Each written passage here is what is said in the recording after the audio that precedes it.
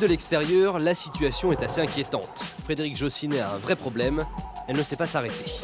Quand on a des jours de repos, tout ça, je fais toujours un truc. L'autre jour, il y avait des cadets qui jouaient au foot. Pendant une après-midi de repos, je me dis, bon, allez, cet après-midi, bon, on fait rien. Bon, allez, on va aller jouer au foot avec les cadets. Frédérique Jossinet, 1m60, catégorie hyperactive depuis longtemps. Gym, hand, tout y passe avant le choix définitif à 12 ans, le judo. Aujourd'hui, elle compte 27 printemps et toujours une notion assez vague de la pause. C'est quelqu'un qui écoute, qui fait facilement confiance, qui, même si elle ne parle pas beaucoup, la seule difficulté avec Fred, c'est qu'elle parfois elle se confie pas ou quand elle a des doutes, elle ne les exprime pas. Alors il faut bien la connaître. Maintenant je la connais bien, donc j'arrive à saisir les doutes qui peuvent l'envahir. En attendant, sur le tatami, Frédérique Jossinet balaye tout, ses doutes et ses adversaires. 2 victoires au tournoi de Paris en 2002 et cette année. 2 titres de championne d'Europe en 2001 et 2002. Le palmarès permet aussi d'oublier les ratés comme le championnat d'Europe cette saison. Avant les mondiaux, Frédérique Jossinet travaille dur et ne stresse pas. De mes caractéristiques, finalement, c'est que je suis assez assidue et je suis tout le temps en train de me remettre en cause et d'aller plus loin, toujours plus haut, toujours plus loin. Par contre, à l'extérieur, c'est vrai que j'aime bien. Ouais, je suis une bonne vivante, quoi. J'aime bien un peu la déconnade, quoi. Au championnat du monde, il faut terminer dans les 5 premiers pour qualifier la catégorie au jeu. Sans promettre la lune, en moins de 48 kilos, l'objectif devrait être atteint. Un premier pas avant la suite, Frédérique Jossinet rêve d'or à Osaka. D'accord, le baby-foot, ce n'est pas très people, jet set, c'est plutôt café des sports entre copains. Chez Belmondo, les coéquipiers assurent l'ambiance, le patron, lui, reste l'objet de toutes les attentions. Pilote et team manager de sa propre écurie, Paul Belmondo a trouvé sa voie en endurance. Moins glamour que la Formule 1, forcément, mais pas moins excitant. J'ai réussi à aller en Formule 1, j'ai pas fait la carrière que j'aurais aimé faire en Formule 1, mais déjà j'ai eu la chance de faire partie d'une génération où on avait la possibilité d'y accéder, ce qui n'est plus du tout le cas aujourd'hui pour les pilotes français, et c'est dramatique. Maintenant, l'endurance est une belle manière de prolonger sa carrière, une belle manière de continuer à se faire plaisir. 1985, le jeune Belmondo, 22 ans, découvre les 24 heures du Mans. 2005, un titre de vice-champion du monde à la clé, le garçon s'est fait un nom, une petite réputation. C'est un team qui se professionnalise d'année en année et évidemment pour nous c'est important parce que c'est des gens qui vont être vraiment très performants dans très peu de temps. Aujourd'hui on a une qualité et on l'exploite le plus possible. Maintenant c'est vrai qu'avec l'association du nom, c'est encore mieux. En parlant de grands noms, cette saison, Ford s'associe à Belmondo. Ses couleurs, bleu et orange, un clin d'œil à la victoire du constructeur américain en 24 heures en 1969. Un succès immortalisé par Steve McQueen en personne, le cinéma et la voiture, déjà. Le milieu automobile, de tout temps, on a toujours eu l'habitude de voir quand même des personnalités du show business. Paul est très sollicité. Ça c'est lui qui le gère de son côté tout seul. Moi j'avoue que pour ma part, ça va, il n'y a pas encore les fans qui se bousculent au portillon, donc tout va bien. En tête de sa catégorie, hier à Spa, première manche de la saison, Belmondo doit abandonner. Mais au-delà du résultat, les autres sont prévenus. Le garçon n'a pas l'intention de faire de la figuration.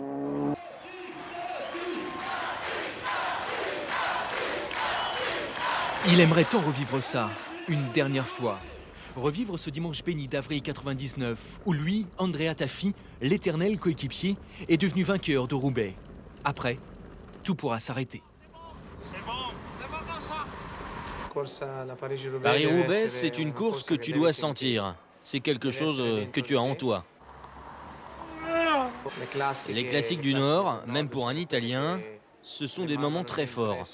C'est la vraie passion du cyclisme. Paris-Tour en 2000, Tour des Flandres 2002, mais aussi le Tour de Lombardie ou le championnat d'Italie. En 16 ans de carrière, Tafi compte plus de 30 victoires parmi les plus convoités du peloton, mais rien de comparable aux routes du Nord. Ma victoire au Tour des Flandres était déjà magnifique. Mais Paris-Roubaix, c'est un souvenir. Une histoire vraiment particulière. À chaque fois qu'on me demande ce qui va se passer dimanche, quand j'entrerai sur le vélodrome, je me sens mal. C'est comme ça. La vie continue. À 38 ans, Andrea Taffi dispute normalement sa dernière course. Mais rien n'est moins sûr, car à son âge, Gilbert Duclos-Lassalle et Pino Cerami remportés Paris-Roubaix. De quoi faire réfléchir. Un coup dur pour les horticulteurs de la région. Un de leurs outils de travail disparaîtra à la fin du mois, le cadran du Mine, le marché d'intérêt national de Nice. C'est en fait une vente aux enchères électroniques pour les fleurs. Reportage ce matin, Vincent Capu, Frédéric Martin. 6h30, aux enchères électroniques florales du Mine, les chariots défilent comme d'habitude, mais l'entrain n'y est plus. Le 31 décembre, le cadran cessera définitivement son activité. Un nouveau coup dur pour la filière horticole, déjà fortement sinistrée dans le département. Pour moi, c'est une grosse catastrophe parce que j'amène une grosse partie de ma production à la vente au cadran. Et comme le cadran ferme, je n'ai pas d'autres possibilités ou très peu. Et je vais être obligé de réduire une grosse partie, minimum 30 à 40% de ma production. Une dizaine, 70. Les 3,20 là, personne. Une production locale forte existe encore, malgré tout ce qu'on peut dire. Elle a besoin de cet lieu de travail et nous, commerçants, nous avons besoin également de cet lieu de travail. Il est pour nous indéniable que sa disparition est une catastrophe. C'est la société exploitante du marché d'intérêt national qui a décidé la fermeture des enchères. Motif, le cadran accuse un déficit de 380 000 €. Ce déficit étant supporté par les 1000 autres usagers qui exercent leur profession sur les mines. Donc il n'est pas acceptable de continuer longtemps à faire supporter à d'autres les déficits d'un outil qui, somme toute, n'intéresse que très peu de producteurs. À l'heure actuelle, aucun repreneur n'est annoncé. Les producteurs vont devoir trouver d'autres moyens pour écouler leurs marchandises. Et pour s'approvisionner, il ne reste désormais aux acheteurs que la vente au gré à gré. Mais derrière la disparition du cadran se cache une crise plus profonde, celle de la filière fleurs coupées dans les Alpes-Maritimes. Même un redoutable adversaire dissimulé dans les tribunes n'y a rien changé. Laura Flessel conserve son titre de championne de France, tout juste de retour de blessure. Et malgré une année olympique qui s'annonce chargée, Laura n'aurait manqué pour rien au monde le championnat national. Le niveau a vraiment augmenté et donc du coup on se dit quasi que c'est une compétition en fait de type Coupe du Monde. Et donc du coup ça donne envie. Qui plus est, c'est vraiment l'une des fois où toutes les armes sont réunies et qu'on peut vraiment porter les couleurs de notre club. À aucun moment des 5 tours qui l'amènent au titre, Laura Flessel ne prend ses adversaires à la légère. Première difficulté en demi-finale face à Audrey Descou. Première décharge d'adrénaline. La double championne olympique s'impose 15 touches à 11 et se retrouve en finale, une finale très tactique dans laquelle Laura Flessel n'est jamais en danger. Victoire 15-8 et à peine a-t-elle remporté son 3e titre national que son esprit vagabonde déjà vers d'autres objectifs. Je vis à Athènes, oui, au rythme d'Athènes. Donc il y a les 3 compétitions de Coupe du Monde pour nous sélectionner. Et puis après, c'est advienne que pourra et être à 200% au JO. Et connaître pourquoi pas pour la 3e fois consécutive lors de Jeux Olympiques, le plaisir d'écouter la Marseillaise, une médaille d'or autour du cou.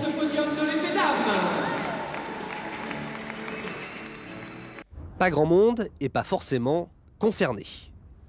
9h à Roland-Garros, cours numéro 6, Filippo Volandri, l'une des révélations de l'année, joue sa qualification presque anonyme. Vous connaissez Je l'ai vu à la télévision, mais à vrai dire, je ne sais pas contre qui. L'Italien, quart de finaliste à Monte-Carlo et à Rome, l'emporte face à l'Israélien Andy Ram, 7-6, 6-2 devant une quarantaine de spectateurs. C'est toujours plus que sur le central. 12h30, une star s'entraîne sans bruit. Marie Pierce revient après un abandon à Berlin. À Paris, elle se soigne et s'entraîne pour Roland, une préparation tronquée cette année. Complètement différent parce que j'avais une élongation aux adducteurs droite et puis j'ai pas pu jouer les tournois que j'avais prévus sur terre avant Roland. Mais le plus important c'est que je prends soin de moi et que je suis en bonne forme pour aller jouer ici. Marie Pierce est la dernière Française victorieuse à Roland-Garros, c'était en 2000. Actuellement, elle est 46e mondiale et croit pouvoir rééditer son exploit. 6-2, 7-5. Je pense des choses plutôt positives et j'adore jouer ici. C'est mon tournoi préféré. J'aimerais jouer ici toute l'année. L'an passé, la Française a atteint les quarts de finale à Paris. Aujourd'hui, le central est calme. Alors en attendant la foule et la pression, Marie Pierce rêve de retour au premier plan, rapidement. L'heure de gloire pour une jeune étudiante niçoise. Cet après-midi, Raphaël Pardossi s'est fait remettre une bourse de 16 000 € par l'association France Alzheimer. Ils ne sont que 22 en France à en bénéficier. À 25 ans à peine, Raphaël l'obtient pour la 3e fois. C'est dire si l'association croit en elle et en ses travaux. Catherine Hult, Frédéric Martin. Le geste est minutieux, la concentration extrême. Dans ce laboratoire du CNRS de Sophia Antipolis, Raphaël, étudiante en thèse, travaille depuis 3 ans sur une maladie qui affecte 850 000 personnes en France et qui l'a touchée de près. Mon grand-père était atteint par cette maladie et j'ai vécu au quotidien les désagréments de cette maladie. Qu'est-ce qui vous a motivé dans vos recherches ? C'est ce qui m'a motivé, oui, pour choisir mon laboratoire de recherche. La maladie d'Alzheimer, c'est la dégénérescence des cellules du cerveau avec comme conséquence des pertes de mémoire, du raisonnement et de la spatialisation. Pourquoi ces neurones s'auto-détruisent, Raphaël, 25 ans, essaie de comprendre.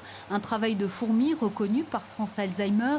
Pour la 3e année consécutive, l'association finance ses recherches avec une bourse de 16 000 €.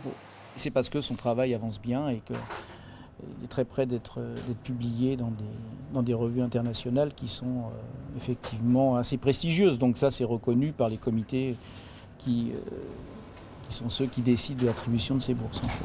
Déjà titulaire d'un DEA, Raphaël devrait présenter sa thèse d'ici la fin de l'année. J'envisage de partir à l'étranger, faire un postdoc au Canada.